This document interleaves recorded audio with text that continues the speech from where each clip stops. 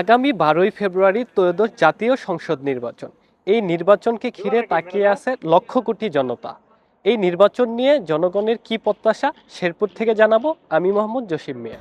আমরা এমন একটি সরকার প্রত্যাশা করি যা দুর্নীতিমুক্ত, মাদকমুক্ত একটি বাংলাদেশ গড়ে তুলবে এবং নারীদের সর্বোচ্চ অধিকার নিশ্চিত করবে। সর্বোপরি একটি সুশৃঙ্খল বাংলাদেশ প্রত্যাশা করি।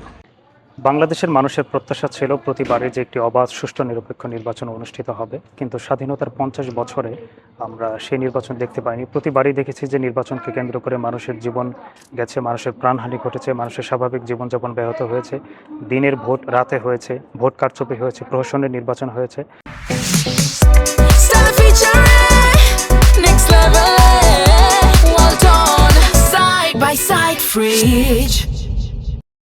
তো যেহেতু এখন মানুষ জেগেছে, মানুষ বুঝতে শিখেছে, এবার আমরা আশা করি আসন্ন যে ত্রয়োদশ জাতীয় সংসদ নির্বাচন, এটি একটি অবাধ, সুন্দর, সুষ্ঠু, নিরপেক্ষ নির্বাচন অনুষ্ঠিত হবে এবং এই নির্বাচনের মাধ্যমে আগামীর একটি সুন্দর বাংলাদেশ গড়ে উঠবে।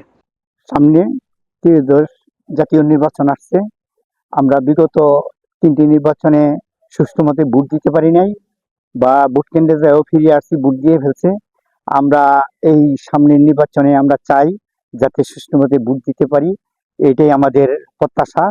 আর ভোটারদের কাছে আমার অনুরোধ, যেন যোগ্য প্রার্থীকে ভোট দেয়, যে যে দলেরই হোক, যেন ভোটটা তারা সুষ্ঠু মতে দিতে পারে। যোগ্য ব্যক্তিকে ভোট দেয়, যে দেশকে সুন্দরভাবে পরিচালনা করতে পারবে, আমার এই প্রত্যাশা।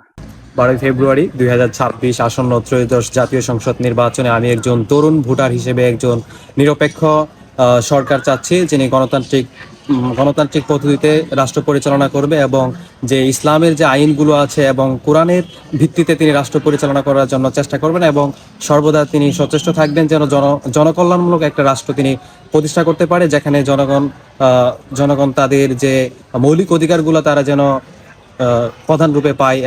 ত্রয়োদশ জাতীয় সংসদ নির্বাচনে আমাদের প্রত্যাশাটা হলো এরকম, এখানে যারাই নির্বাচিত হোক বা যারাই সরকার গঠন করুক, তারা যেন জুলাই আন্দোলনটাকে সামনে রাখে এবং আমাদের দেশের যে সংস্কার রাষ্ট্রীয় ব্যবস্থা আছে সেটা যেন আর ফ্যাসিজমের ভিতরে না যায়, এবং যারা এই আন্দোলন করে আজকে একটা সুষ্ঠু নির্বাচনের মাধ্যমে একটা সরকার গঠন করবে, তাদের প্রত্যেককে যেন একটা মূল্যায়ন থাকে, একটা সুন্দর রাষ্ট্র কামনা করি। এখানে কোনো ধরনের প্রতিহিংসা বা স্বৈরাচারী কোনো মনোভাব আমরা প্রত্যাশা কখনোই করব না।